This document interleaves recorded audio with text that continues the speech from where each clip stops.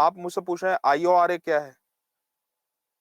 Indian ocean rim association, लेकिन इसकी चर्चा मैं यहाँ पर नहीं करूँगा आंतरिक सुरक्षा के विषय में। इसकी चर्चा आपकी अंतर्राष्ट्रीय संबंधों में होती है। लेकिन आपको इतनी जिज्ञासा है तो आईओआरए आप खुद पता कर लीजिए। हर चीज़ जो है वो मुझसे पूछने की आवश्यकता, ये आईओआरए क्या है, ये कभी आपसे आंतरिक सुरक्षा में नहीं पूछा जाएगा। समझ में आया आपको? ठीक है? और जहाँ तक उदाहरण देने की बात है, आप इसको उदाहरण के तौर पे आप शॉर्ट फॉर्म में लिख के आ सकते हैं कि जैसे भारत जो है वो आईओआरए प्लेटफ़ॉर्म के अंतर्गत बाकी के जो हिंद महासागर के देश हैं, उनके साथ सहयोग करता है। इतना लिख के आना आपको। क्लियर हुआ? नहीं, ये भी हम आपको नहीं बताएँगे, किन-किन देशों के बीच में अभ्यास होता है। कुछ अभ्यास मैंने लिख दिए हैं, मौखिक बता भी दिए हैं, लेकिन ये लिस्ट बड़ी लंबी है। मुझसे उम्मीद मत कीजिए कि मैं सारे एक्सरसाइज़ की लिस्ट आपको दूँगा। कुछ आप खुद से भी करना सीखें। हमारी बात आपको कड़वी लग सकती है, लेकिन आपके भले की बात हम कह रहे हैं कि इस एग्ज़ाम की तैयारी में खुद ज़िम्मेदारी उठाना बहुत महत्वपूर्ण है। आप अगर स्पून फीडिंग की कैटेगरी में हैं, तो आपकी संभावना बहुत कम हो जाती है। ठीक है? तो स्पून फीडिंग की कैटेगरी से बाहर निकलिए, परिपक्व बनिए, मैच्योर बनिए।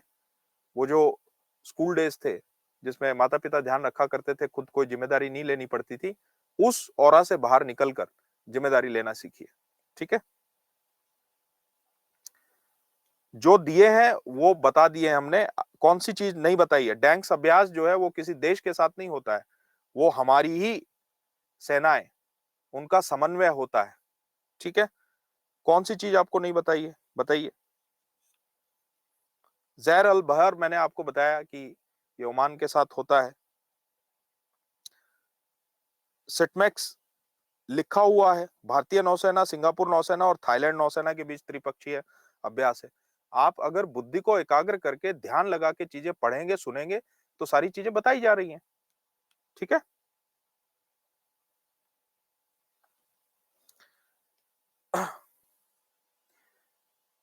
नहीं, इन चीज़ों पे मुझे कमेंट करना ज़रूरी हो जाता है क्योंकि कुछ बच्चों को लगता है कि भई मेरे प्रश्नों के उत्तर नहीं दिए। लेकिन आपका प्रश्न जो है वो रिलेवेंट है ही नहीं। ठीक है?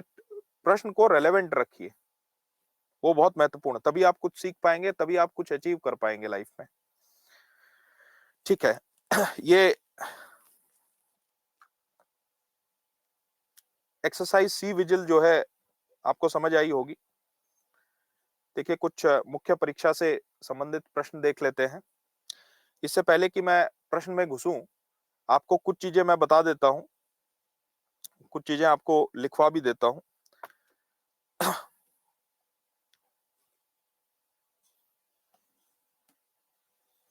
एक तो देखिए एक विधेयक आया था 2021 में, इसको कहते हैं भारतीय बंदरगाह विधेयक।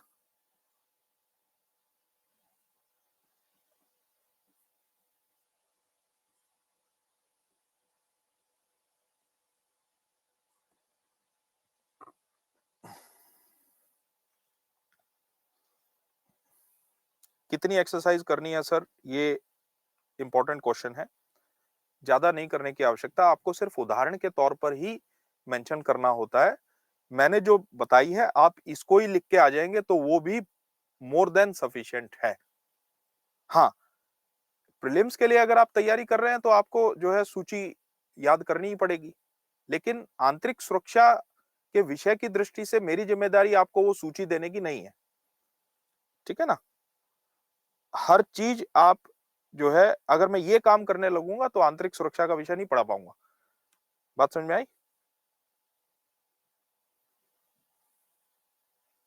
क्लियर हुआ?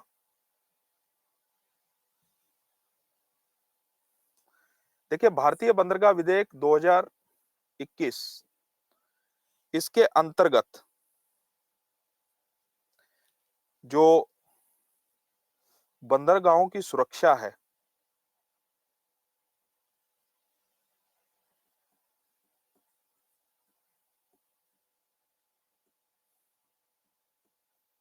उसकी ज़िम्मेदारी इन बंदरगाहों को दो कैटेगरी में बांटा गया है। मेजर पोर्ट, जो बड़े बंदरगाह हैं, और माइनर। मेजर कितने हैं? 12। माइनर कितने हैं? तो लगभग 200 के आसपास, 212 माइनर है। इनकी जो सुरक्षा की जिम्मेदारी है वो है सेंट्रल गवर्नमेंट की, और इनकी जो जिम्मेदारी है वो है स्टेट गवर्नमेंट की। लेकिन इनकी जो सुरक्षा का ऑडिट है, ऑडिट, ये ऑडिट किया जाएगा सेंट्रल गवर्नमेंट द्वारा। क्लियर हुआ?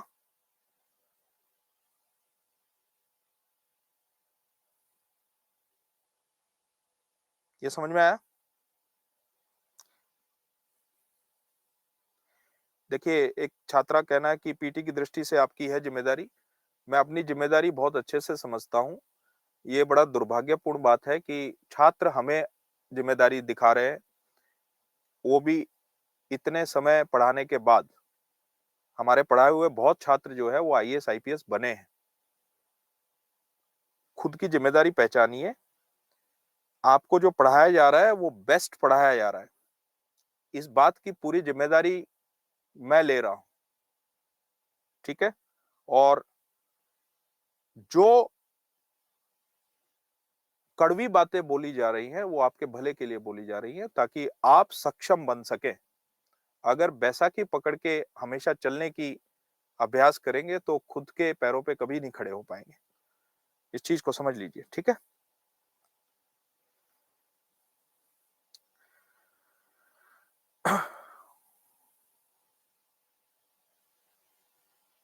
हाँ, बहुत अच्छी बात बोली है एक छात्र ने कि क्या यही सब पढ़ना कम होगा सर? नहीं, ये सब आप पढ़ के आप अच्छा उत्तर लिख के आ सकते हैं। इस बात की पूरी जिम्मेदारी मेरी है। लेकिन जो मैंने आपको बात बताई है कि ये लेक्चर जब खत्म होंगे तो आपको न्यूज़पेपर हमेशा पढ़ते रहने हैं, और इन टॉपिक से संबंधित कोई भी न्यूज़ आती है, कोई भी महत्वपूर्ण कदम सरकार उठाती है तो उसको आप ऐड कर लीजिए। इतना आपको करना है। ठीक है? ठीक है। ये बात आपको समझ में आई? ये भारतीय बंदरगाह विधेयक जो है वो उसका उद्देश्य क्या है?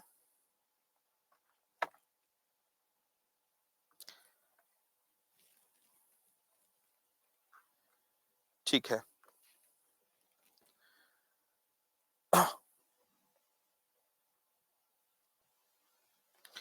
एक जो है, एक मॉडल और समझिए, इसको कहते हैं हब एंड स्पोक मॉडल। ये आपको समझना पड़ेगा, क्योंकि प्रश्न ये खड़ा होता है कि तटीय सुरक्षा की प्राथमिक जिम्मेदारी किसके कंधों पे है? ठीक है? तटीय सुरक्षा की प्राथमिक जिम्मेदारी, ये प्रश्न क्यों महत्वपूर्ण है? इसको ध्यान से सुनिएगा। हमारे यहां पर देखा गया है कि कोई भी एजेंसी तटीय सुरक्षा को लेकर अपनी अलग-अलग जिम्मेदारियों की पहचान करती है। जैसे नेवी को जब बोला जाता है कि तटीय सुरक्षा सुनिश्चित करने की आपकी जिम्मेदारी, तो नेवी ये समझती है कि ये हमारी कैसे जिम्मेदारी हो सकती है? हमारी जिम्मेदारी तो जो बाहर से कोई खतरा पैदा होता है उससे निपटने की है, युद्ध लड़ने की है। और तटीय सुरक्षा का काम युद्ध लड़ने जैसा नहीं होता। हमारी ट्रेनिंग युद्ध लड़ने की हुई है। लॉ एंड ऑर्डर या लॉ एनफोर्समेंट की ट्रेनिंग हमारी नहीं हुई है। तो नेवी ये सोचती है कि ये हमारी जिम्मेदारी नहीं है।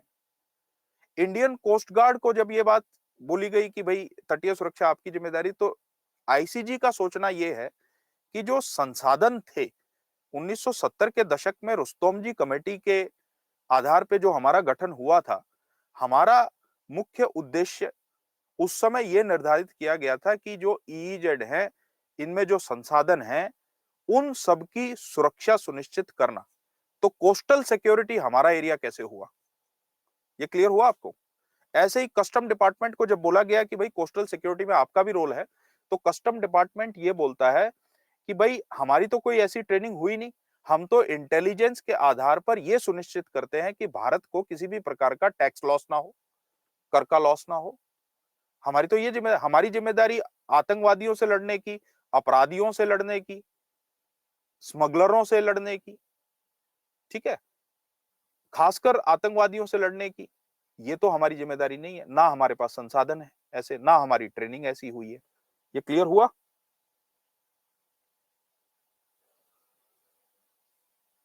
जी, आपका बहुत बहुत धन्यवाद। एक छात्रा कहना है सभी टीचर आपकी तरह पढ़ाएं तो जरूर सभी स्टूडेंट सक्सेसफुल होंगे। सक्सेस होने के लिए कौटिल्य, आपको पता है कौटिल्य जब ट्रेनिंग दे रहे थे चंद्रगुप्त को, तो चंद्रगुप्त भाग गए थे। चंद्रगुप्त जो है वो कौटिल्य से इतने नाराज हो गए थे क्योंकि कौटिल्य क्या थे, कठोर थे। उन्हें तो पता था कि अगर राजा बनना है तो कोई ऐसे थोड़ी ना राजा बनेगा कि इसको जो है सहलाते रहो, इसको पुचकारते रहो, है कि नहीं? शिक्षक जितना कठोर होगा, शिष्य उतना निपुण होगा, शिष्य उतनी ऊंचाई तक पहुंचेगा। कोई भी व्यक्ति ओलंपिक्स में गया है, एशियन गोल्ड मेडलिस्ट है, जाके आप पूछना कि उसका जो गुरु थे वो कितने कठोर थे, कितने कठोर वचन बोला करते थे। जितने कठोर वचन हो, समझ जाइएगा वो शिक्षक उतना ही अच्छा है आपके लिए। ठीक है?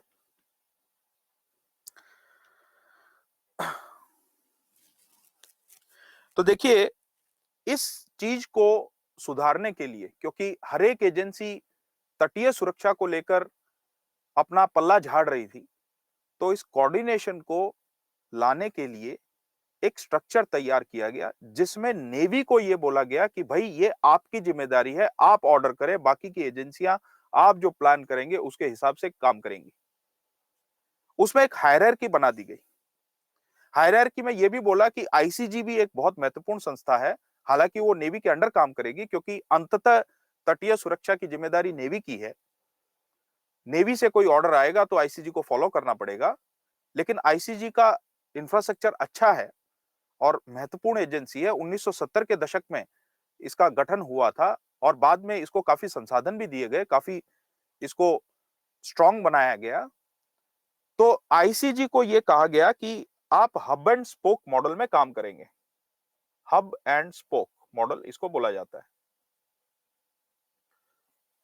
स्पोक आप समझते हैं, ताड़ियां, साइकिल की ताड़ियां देखी आपने?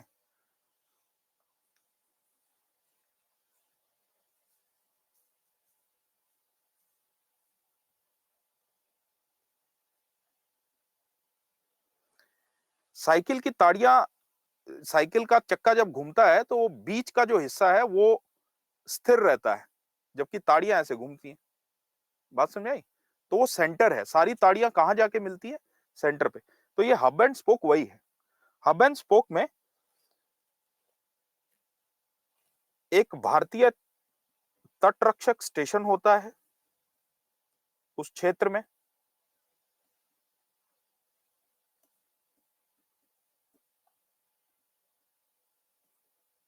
और उसके आसपास के जितने भी तटीय पुलिस स्टेशन होते हैं वो उसके मार्गदर्शन में काम करते हैं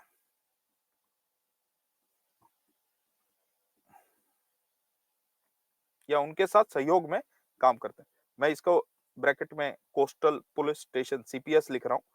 तो आसपास के जितने भी कोस्टल पुलिस स्टेशन हैं वो भारतीय तटरक्षक स्टेशन के कोऑर्डिनेशन में काम करेंगे। इसको हब एंड स्पोक। और ये जो भारतीय तटरक्षक है, इंडियन कोस्ट गार्ड, ये इंडियन कोस्ट गार्ड किसको, किसके मार्गदर्शन में काम करती है? तो इंडियन नेवी के। ठीक है ना? ये क्लियर हुआ?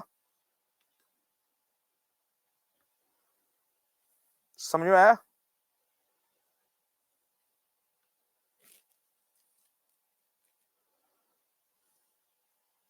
देखिए, ऐसा है कि जो आईसीजी है, जिस समय गठन हुआ था उस समय इसके पास बहुत ज्यादा संसाधन नहीं थे, लेकिन आज ये काफी शक्तिशाली है। इसके पास उनको जाके इंफॉर्मेशन दें। इसका उत्तर है नहीं। लेक्चर में कुछ इशू हो रहा है, आवाज नहीं आ रही है?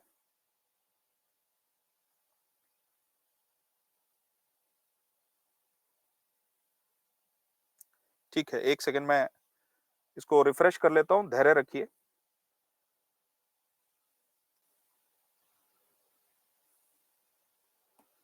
अब मेरी आवाज़ आ रही है स्पष्ट और वीडियो दिखाई दे रहा है?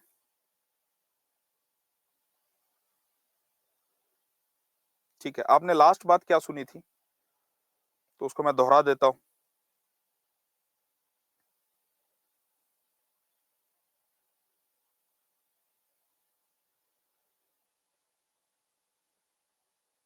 हाँ,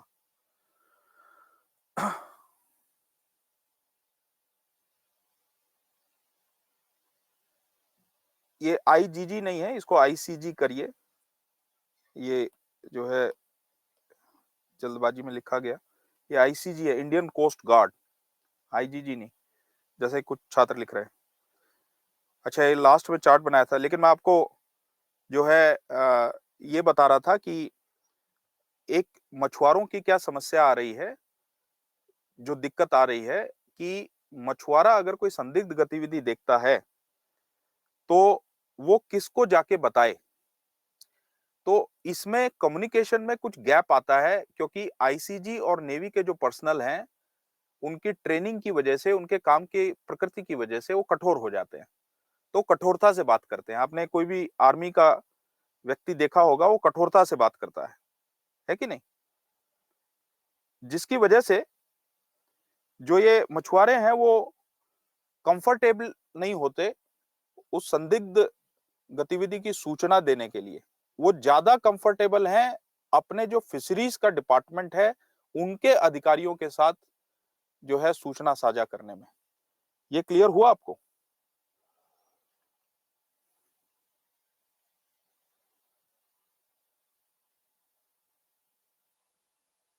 ठीक है? तो ये एक लूपहोल इसलिए है कि जिन मछुआरों को हम तटीय सुरक्षा के आंख और कान मानते हैं, जिनके सहयोग से यह सुनिश्चित किया जा सकता है कि कोई भी घटना 26/11 जैसी ना घटे, तो ऐसी स्थिति में उनको सम्मान सहित ट्रीट करने की आवश्यकता है, तभी वो कंफर्टेबल होंगे कोऑपरेट करने के लिए। ठीक है? क्लियर?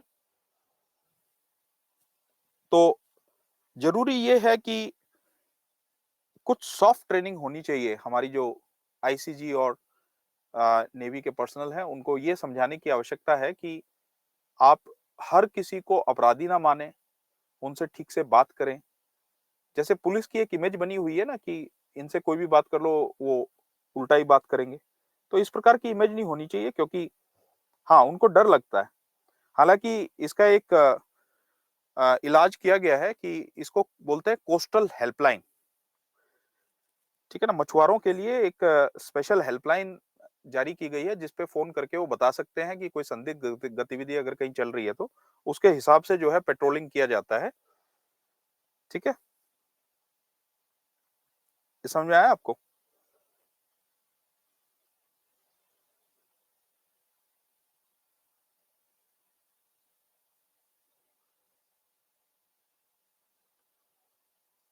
ठीक है।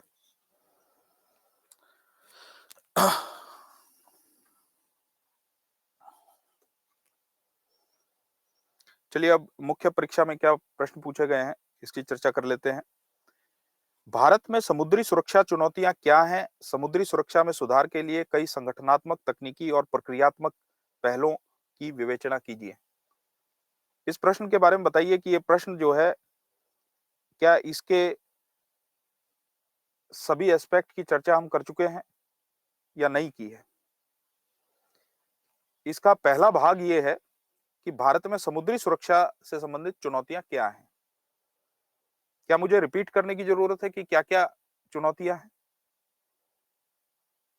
नहीं, ठीक है। समुद्री सुरक्षा में सुधार के लिए क्या संगठनात्मक, तकनीकी और प्रक्रियात्मक पहलों की विवेचना कीजिए, मतलब क्या कदम उठाए गए हैं?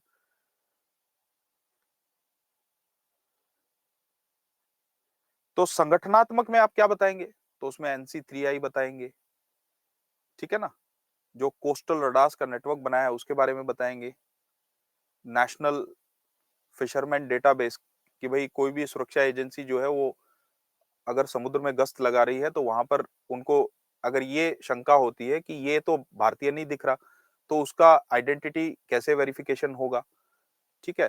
ये आप उसमें मेंशन करेंगे। फिर जो अलग-अलग इंस्टीट्यूशंस में कोऑर्डिनेशन का इश्यू था, उसको कैसे सॉर्ट आउट किया है। हब एंड स्पोक मॉडल की बात करेंगे। क्लियर हुआ?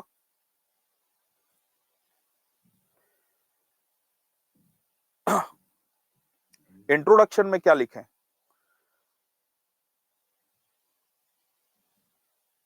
देखिए इंट्रोडक्शन में क्या लिख सकते हैं आप इसमें? इंट्रोडक्शन में लिखिए कि भारत की जो तटीय सीमाएँ हैं, वो बहुत विशाल हैं। अलग-अलग उनकी प्रकृति है, जिसके कारण उसकी सुरक्षा सुनिश्चित करनी एक बहुत बड़ी चुनौती है, ठीक है? आप उसमें कुछ उदाहरण दे सकते हैं, जैसे कि 1993 का जो ब्लास्ट हुआ या 2008 का 26/11 का जो हमला हुआ, वैसे परिणाम देखने को मिल सकते हैं। उसके बाद जो है आप भारत में क्या-क्या समुद्री सुरक्षा चुनौतियाँ हैं, उसकी चर्चा करेंगे। क्लियर हुआ?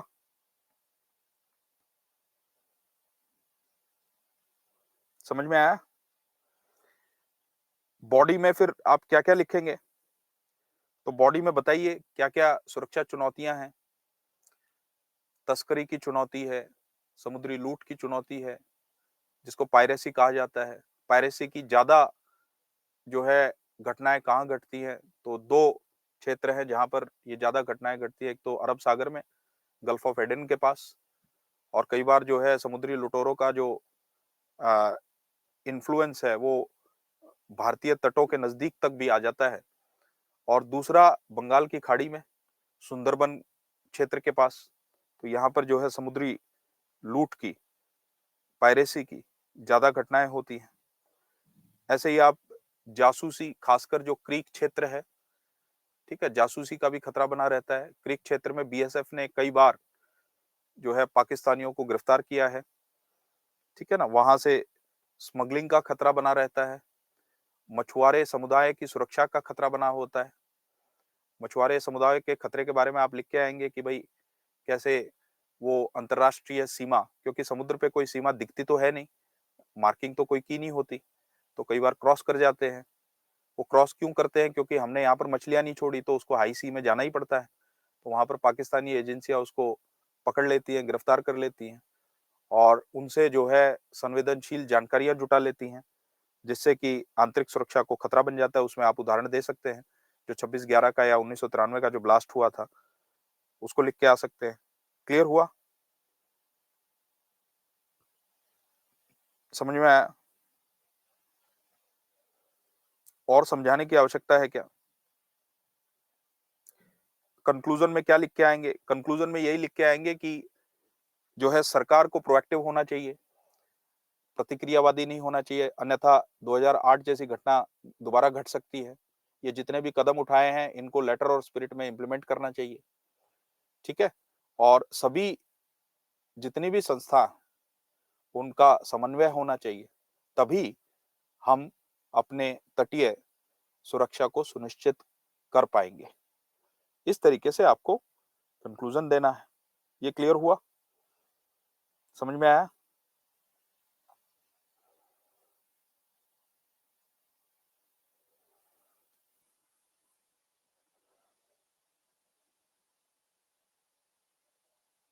ठीक है।